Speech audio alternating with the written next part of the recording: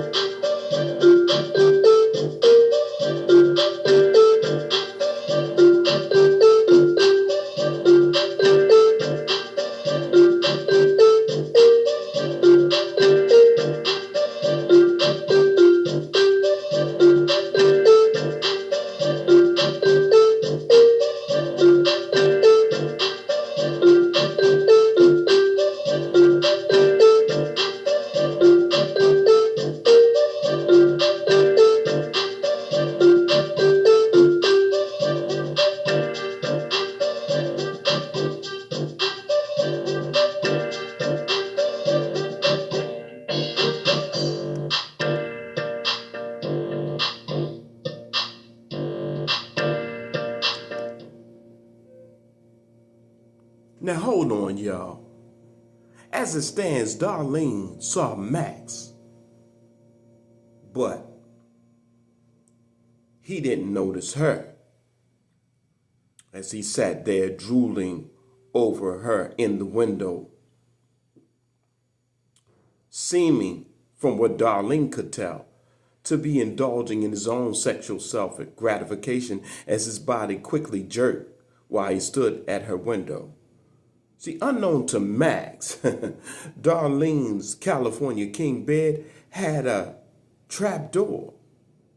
The sheets and blankets were cut in a fashion that left a space for one to lie in the middle of the sheet or blanket without hindering access to the bed's hidden trap door.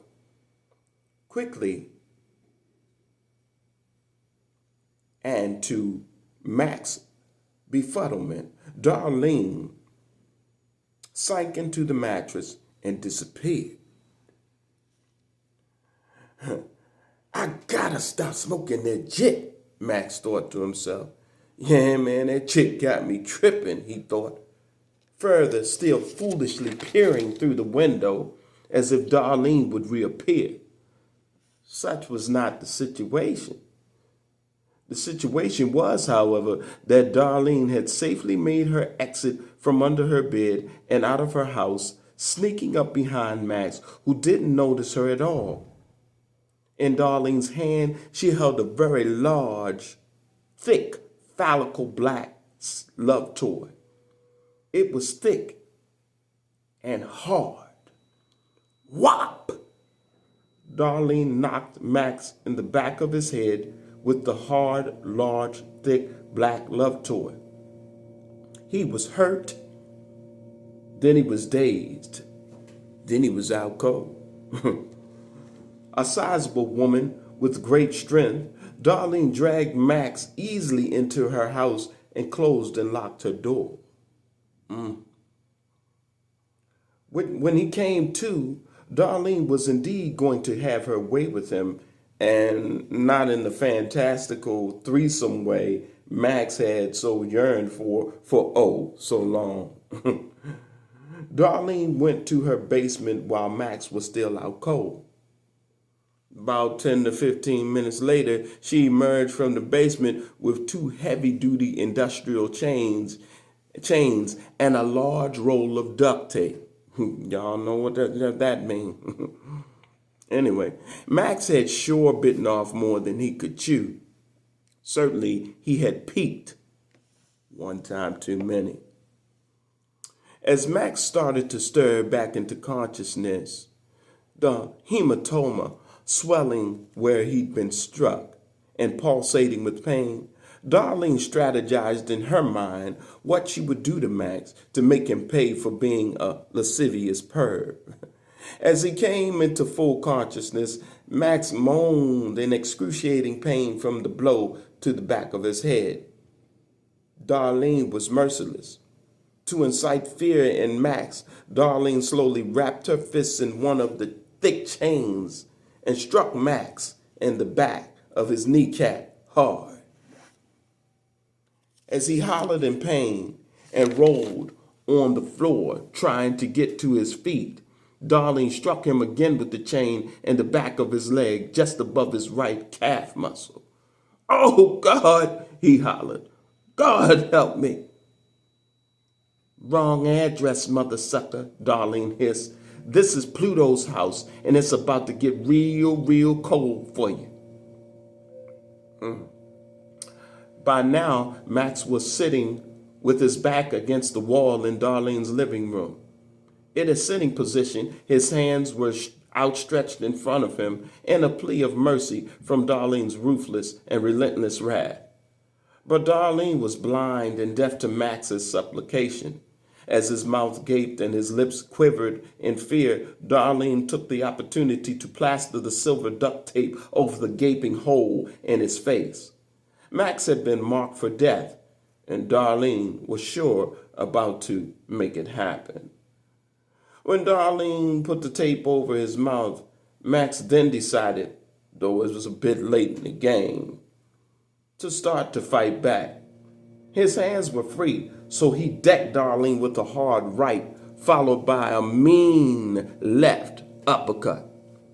Despite the blood trickling from the side of her lip, Darlene wiped the crimson from her face, smiled with a sinister grin, gave a hearty laugh, and said, "Ninja, you hit like a old sissy witch.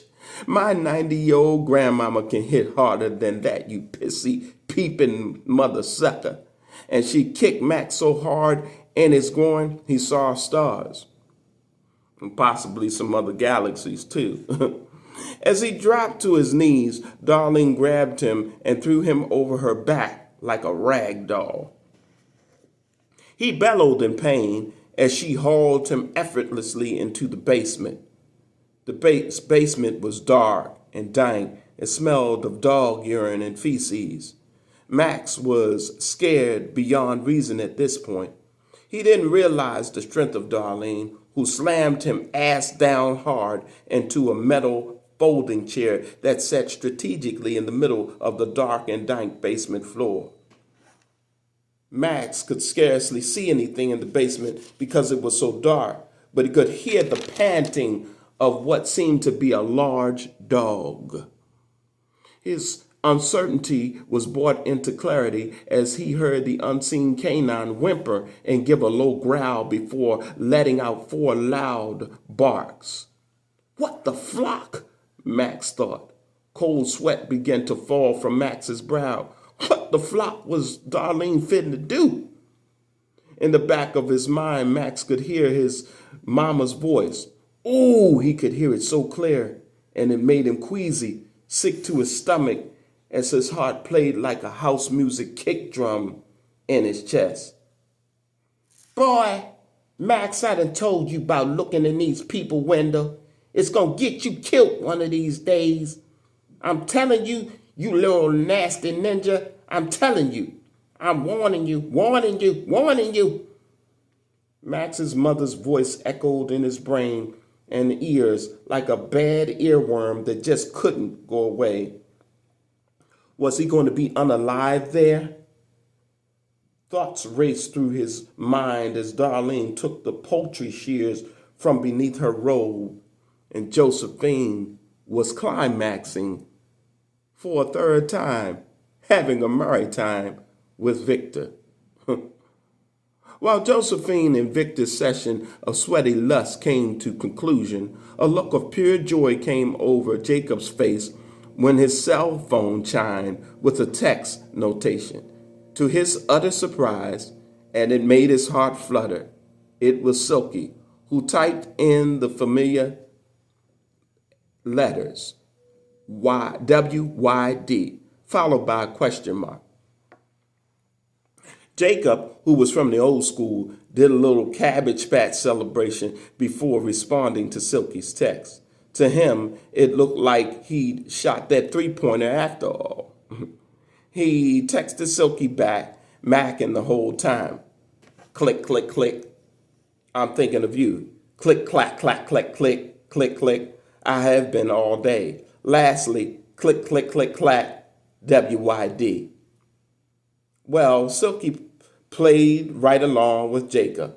Click, click, click, click. So sweet of you to think of me. Click, clack, clack, clack. As you see, you're on my mind too. That one right there had Jacob blushing and about to be another mysterious case of human combustion. Jacob had no idea of what Silky was plotting and planning, and neither did Max at the perilous hands of his captor, Darlene.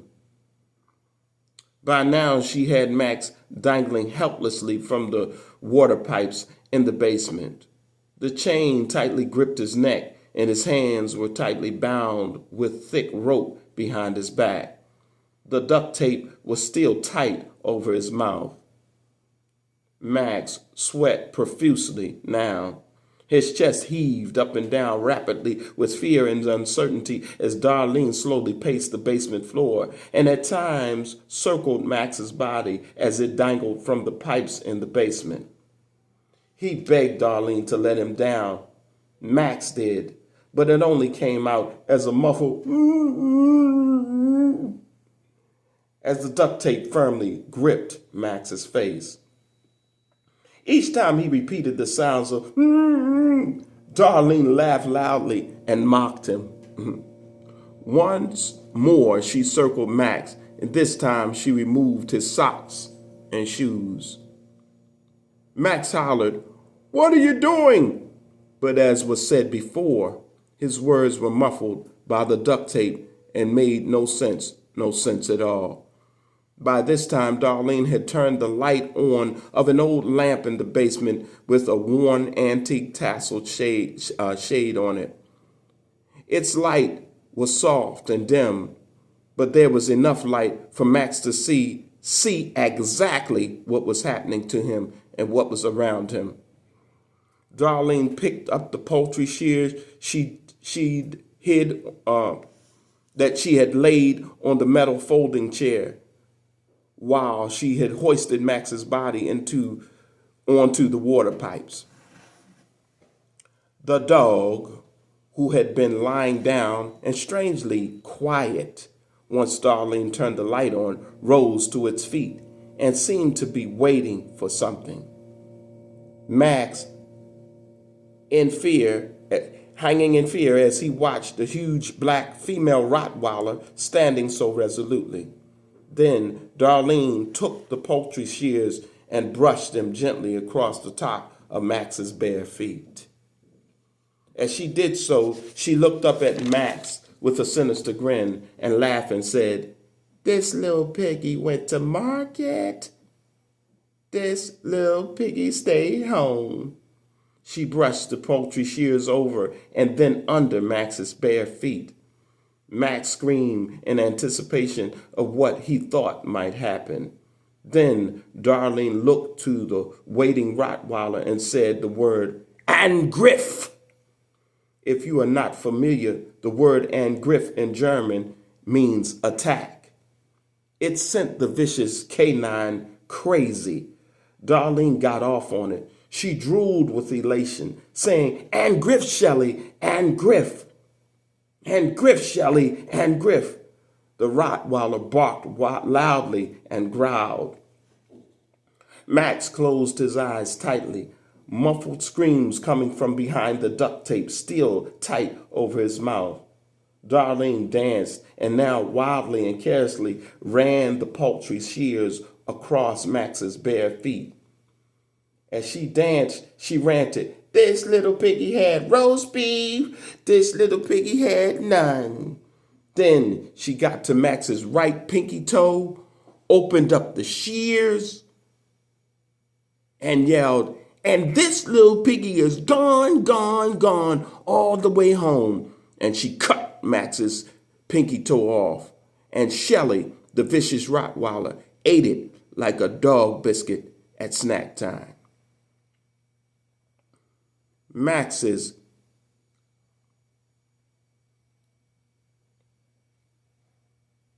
Max blacked out in shock and pain. As blood oozed from his feet on the floor, Darlene lied on the dank basement floor just under it. The blood poured over her body, and she began to massage her honeypot. She massaged until she climaxed, laughing at Max's fall from grace.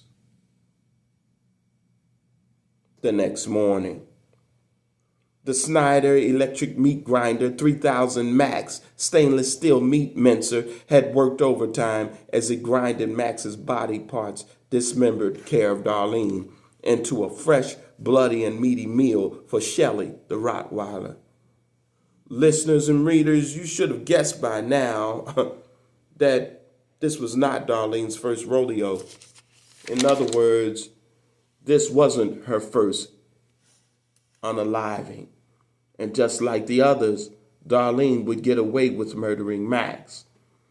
Just for informational purposes, Darlene had unalived her ex-husband and ex-boyfriend before Max. She got rid of the bodies by way of her bull mastiff canine companion at the time named Ali. Meanwhile, as Victor and Josephine were checking out of the hotel where they'd had their lustful rendezvous, Josephine received a telephone call. The voice on the other end of the phone line made her heart skip 3 beats as it said, "Hey, stranger, this is Maybelline. How you been, girl?" Josephine was shocked. She nearly dropped the phone. Victor stood just inches away from Josephine, mouthing the words, "What the fudge? Who the fudge is that? What in the fudge is going on?" Josephine rapidly waved her hand in a downward motion as a signal to Victor to cool out. Briefly, she put the phone on mute after telling Maybelline to hold on and said to Victor, "It's my twin sister Maybelline. I'll tell you about her later. I ain't heard from her in 20 years. Shit." Victor's mouth gaped with surprise. As Josephine took the telephone off mute, she put a finger to her lips, telling Victor to shush as she continued her convo with her long-lost sister. "I've been in town for a couple of months now," Maybelline said, accompanied with loud laughter. "Went to a couple of stripper bars and got my thrill on, girl. You know I left Daryl's dumbass. Finally." When she said that, Josephine and her both cackled like witches around a cauldron. Victor rolled his eyes in his head at the foolish female chat, wishing Josephine would hurry up so they could both get on with handling whatever other business both of them had to handle for the day. At the end of Josie's and Maybelline's conversation, the two sisters agreed to meet that evening for drinks and catch up on old times. And with that, ladies and gentlemen, I'll have you tune in next time to the pages of Purple, the Purple Passion. Peace.